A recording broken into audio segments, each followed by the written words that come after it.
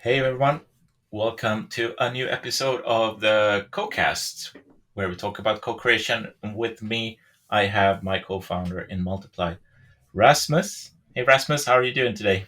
I'm good, Martin. I don't like the in CoCast though. I just think it should be CoCast. Oh Yeah. really? What do you Yeah, think? let's go with CoCast. Yep. But otherwise, I'm great. I had a really great morning with my daughter, and yeah, weather is beautiful, and excited about today. How are you? I'm really good. Weather is not beautiful here. It's cloudy, but I am filled with love and excitement about today. In any case, I've had a really productive day.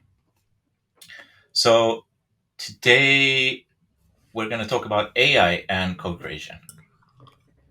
Yeah, and Well, specifically generative AI, right? Like the new stuff. yes, generative AI, not the old school statistical machine learning things, but language models and what that means for humanity. And the end of humanity, maybe. Have you No, seen? what No. that means for the no, No, but no, but have you seen the like the AI Optimus Twitter that is always joking about Terminator and stuff? It's pretty interesting, no. actually, way to sort of Okay, disarm the topic. yeah, yeah, Anyhow, sidetrack. yeah. One friend this summer just mentioned this weird dynamic that we all have between like AI is coming to take our jobs, but AI is always also coming to do our jobs for us. Like what? Like can Yeah, we decide do we want to have jobs or not? I guess we want to sustain our lives and happiness, right? mm. We don't want to take the AI to take the income away, but maybe the effort.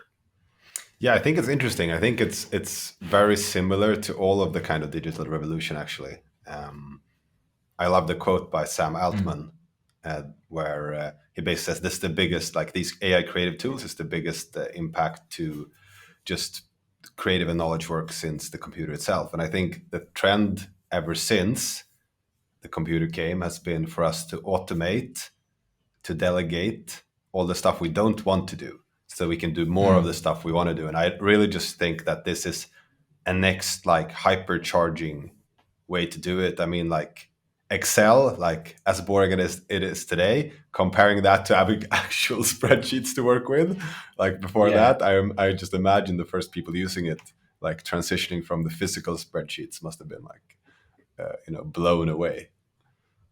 definitely. By the way, our podcast recording software says that you are offline right now, and I can still hear you and see you. Yeah, it said that for me as well, like just like 30 seconds ago, but then disappeared. But I think All it right. syncs it up or something. We'll see. I mean, Okay. we'll see. We'll Yeah, see.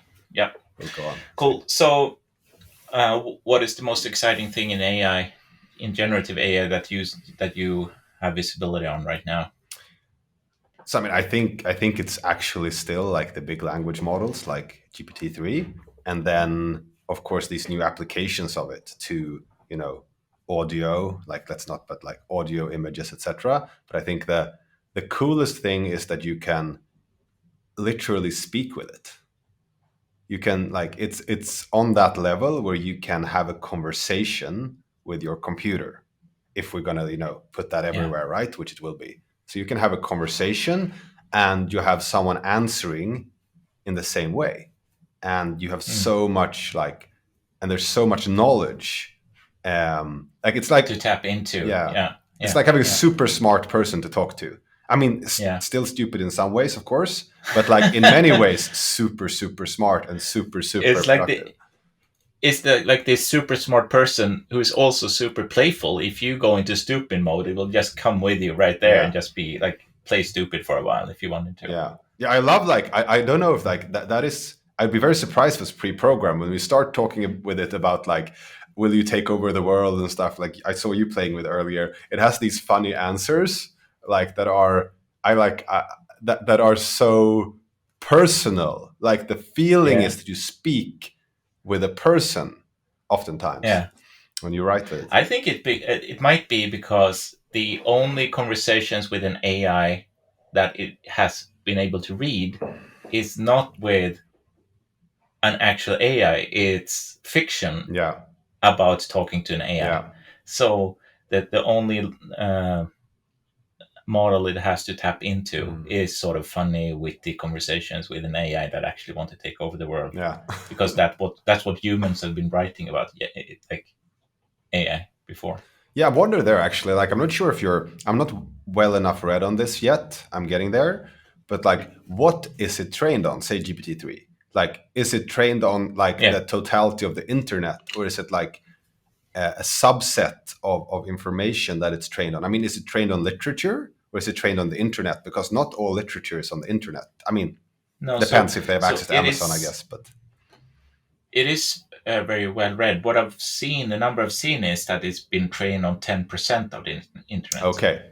and it can imitate the tone of voice from Shakespeare and Mm, Dostoevsky and so on. So it has read literature, perhaps the Gutenberg Project or whatever. mm. It has also read an awful lot of just discussion forums and recipe databases and anything between heaven and earth, and news as well, like just news articles. I think a lot. But that is actually quite interesting. So I think it's important with these new tools actually, and to frame it correctly. And I think I might have been framing it wrong. I've been framing it as if I can ask it for information, which it actually it has been able to do. I was like just playing in a demo for some investors. I Mm, was like, okay, I'm playing with this.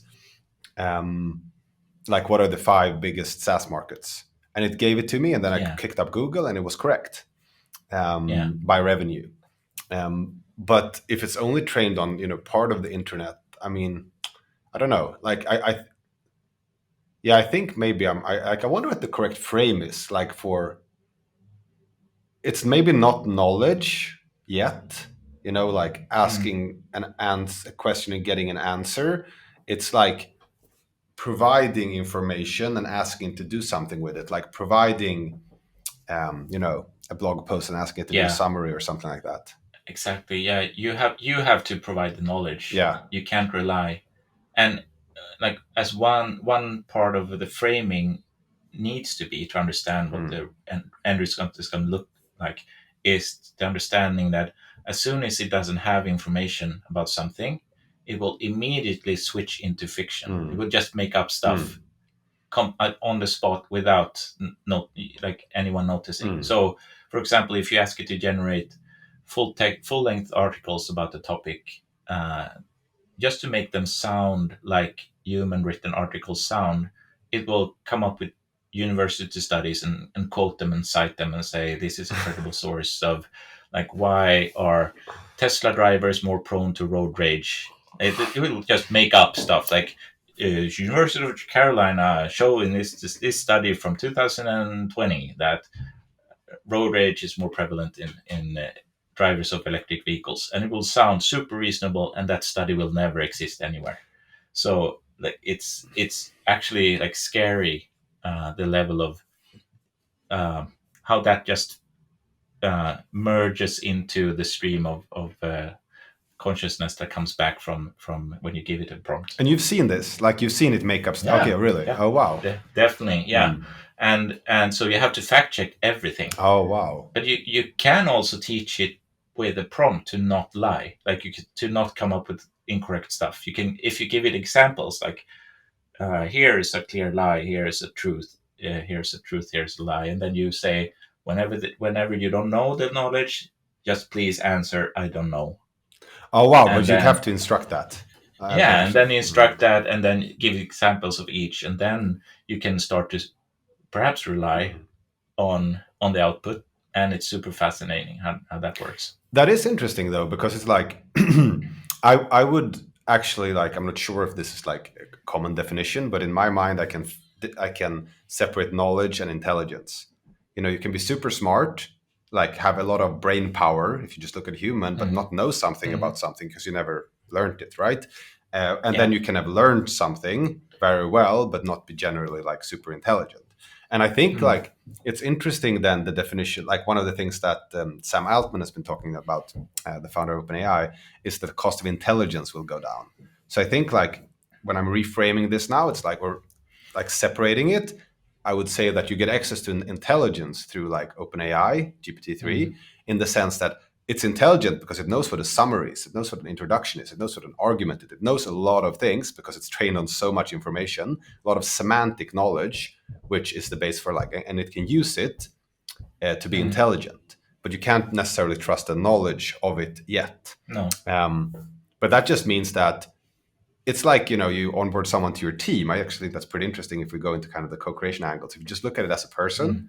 like, oh yeah, Yeah. we part of our team is OpenAI or GPT-3, Mm. and of course you need to teach your new coworker stuff, about your company, about your business. It needs to learn from your customers, etc. And you need to teach it things, and then it can be Yeah. smart. Like just like a new Yeah. coworker needs to be onboarded. So yeah, that's just something that came to me now. Mm. And I think that one framing that works for me is that it's a pattern repetition machine. Like, so if you feed it a pattern of intelligence, it will have the capacity, hopefully, to repeat a pattern of intelligence.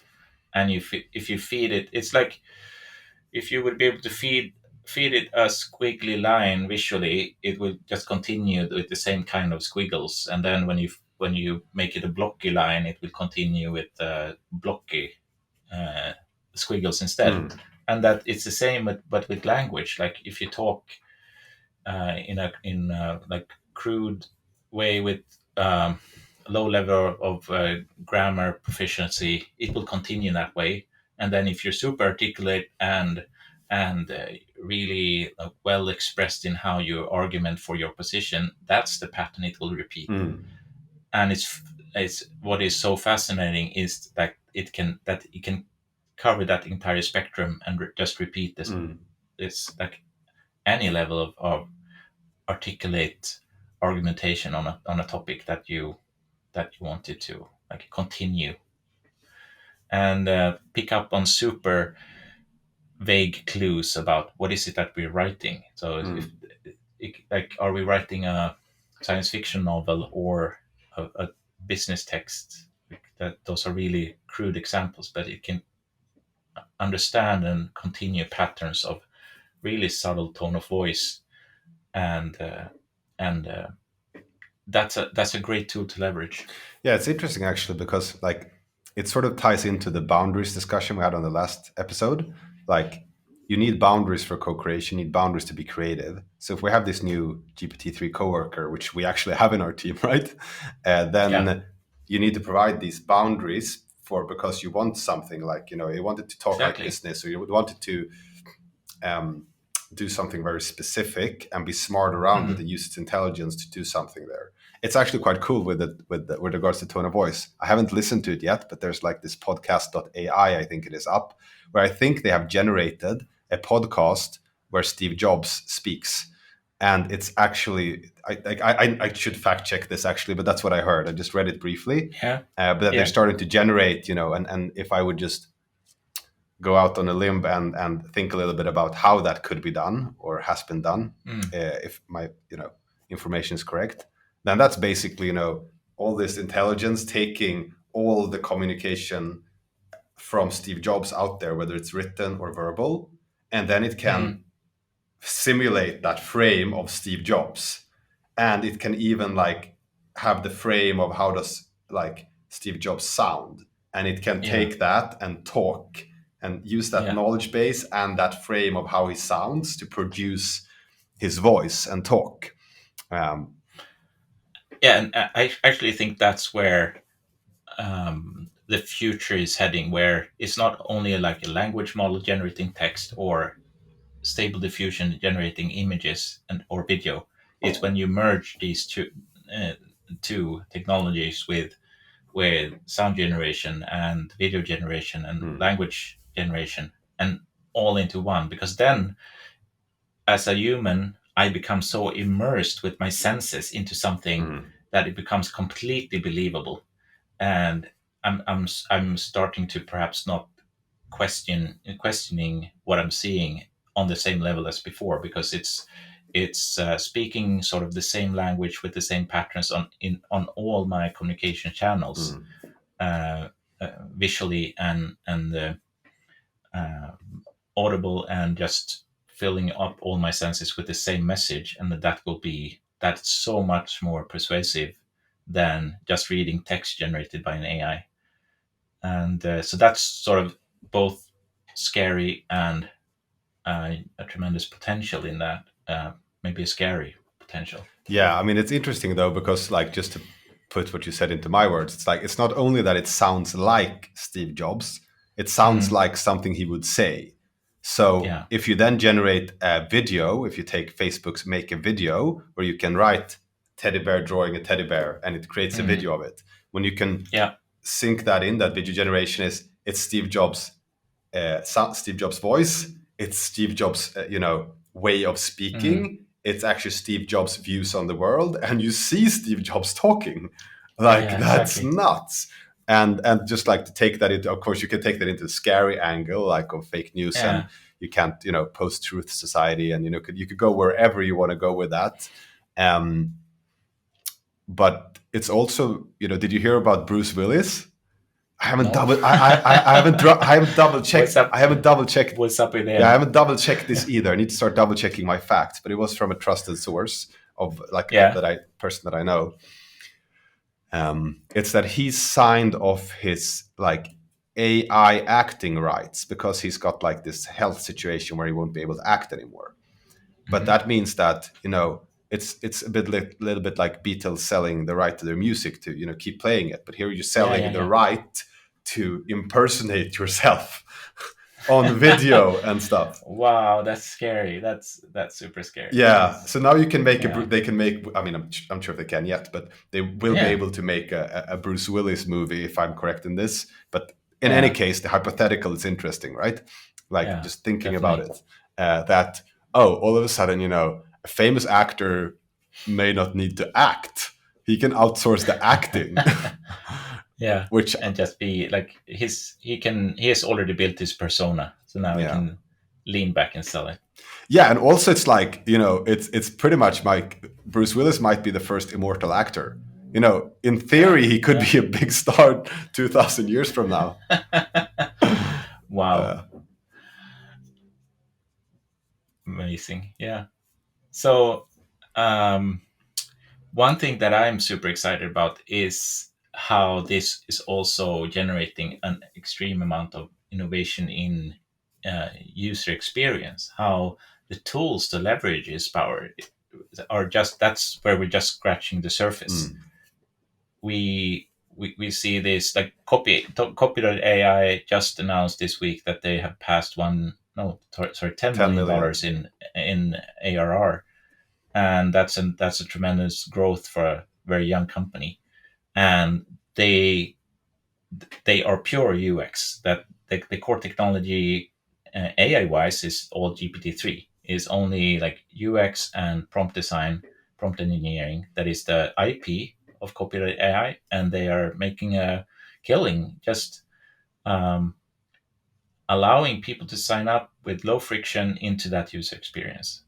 Yeah, people love it. I'm not sure if you've And seen people like love the it. the Yeah, testimonials and the activity in the definitely. Facebook Yeah, group. It's amazing. They yeah, really built something super valuable, and it's, as you say, it's just a thin layer on top of GPT-3.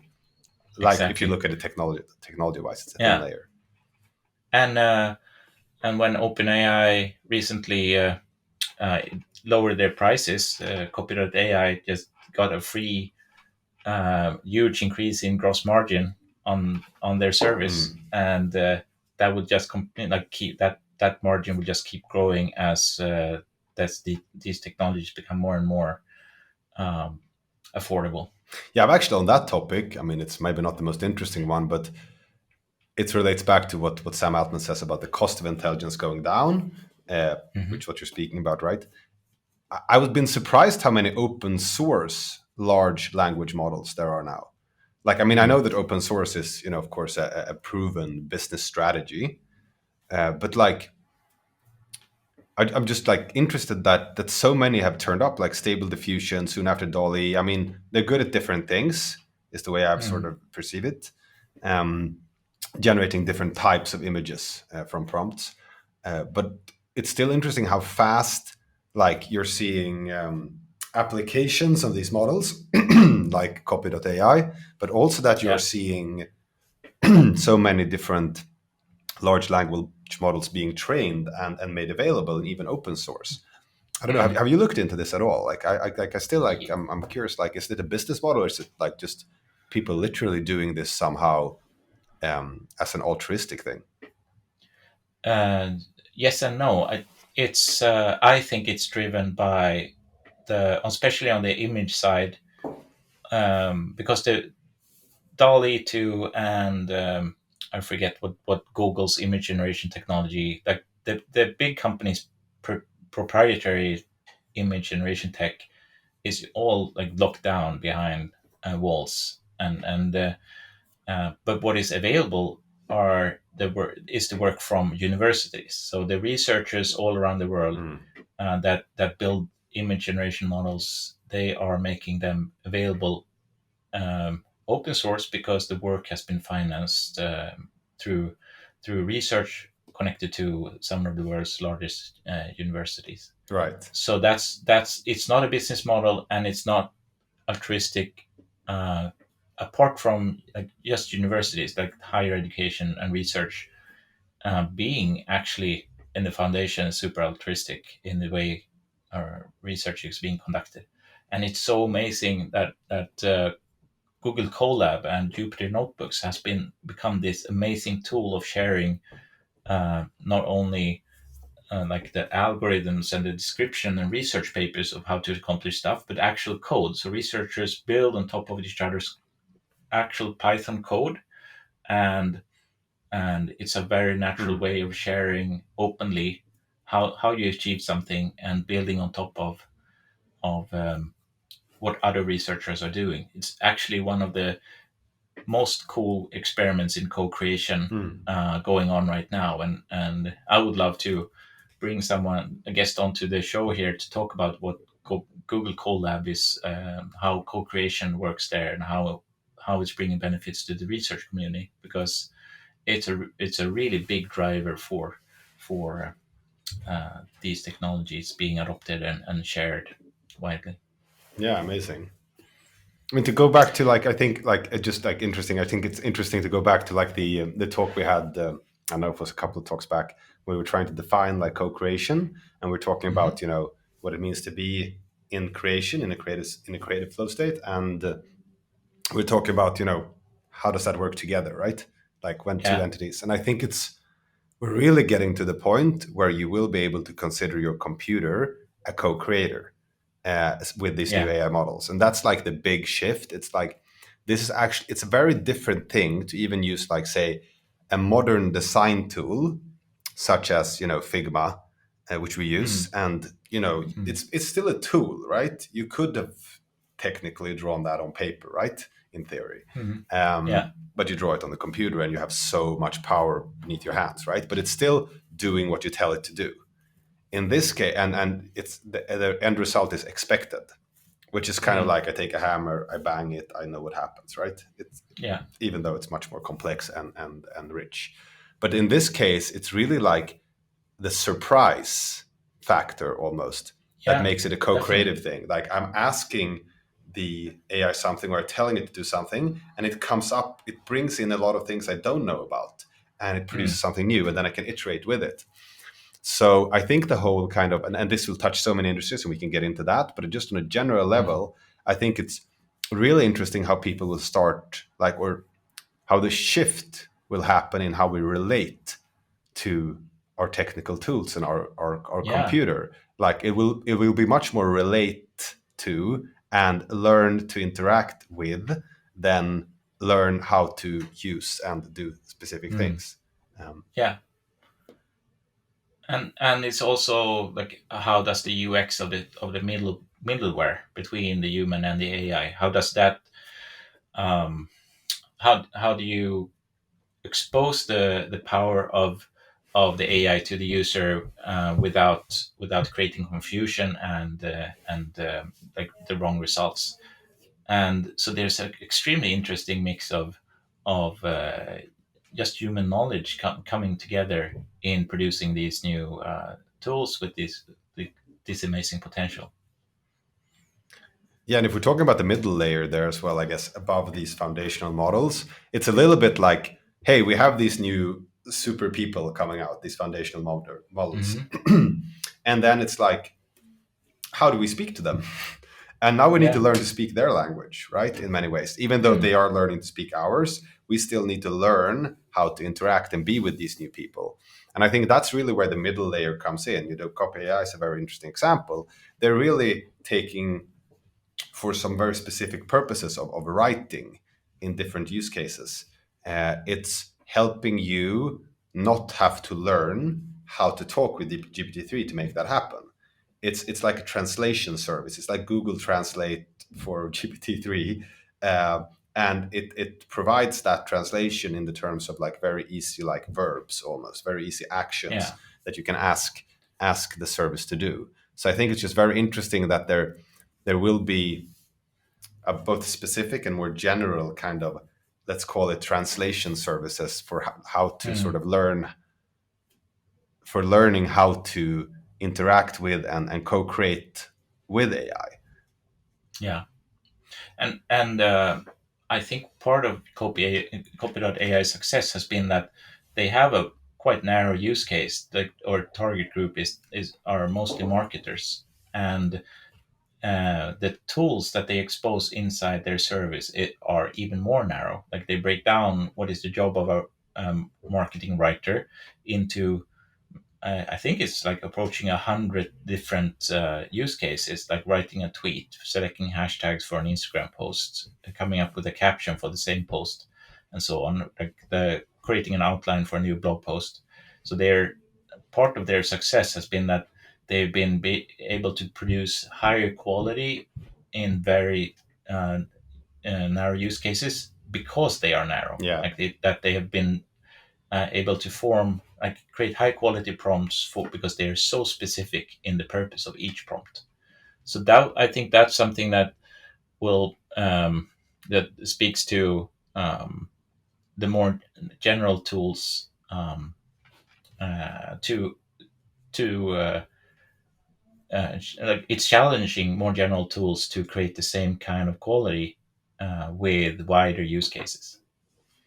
Yeah, and it's yeah, and I think we will see in my mind it's almost like copy.ai is actually a translator, like the Yeah, role, the person who yeah, translates for you, but it doesn't teach you the language. no, And he doesn't create like a common language for you and the AI to talk around. It's more like he does it for you. And I think mm, like there will be these middle layers that actually helps you learn how to speak and evolve a language between these models mm, and humans. So I think that's like a really interesting opportunity that isn't solved yet. There are all these like interesting specific, like of course on the foundation layer, there's so much stuff happening, video generation, audio transcription and generation, text, etc. Right, image. Um, but then there's this like general middle layer that hasn't been coming yet, right? But that I think will be mm, coming, and we are exploring, of course. And then there's these specific applications like Copy AI that are mm, still, I mean, still like very specific in terms of like very inflexible and still single player. Like all of these AI models, both on the foundational level, what I've seen, and on the application layer, so to say, are single player, which means that I definitely. am co-creating with AI. But if you and I want to co-create with AI, then that's not, Yeah. it's not there yet, right? Yeah, and that's actually that's a topic very close to our hearts.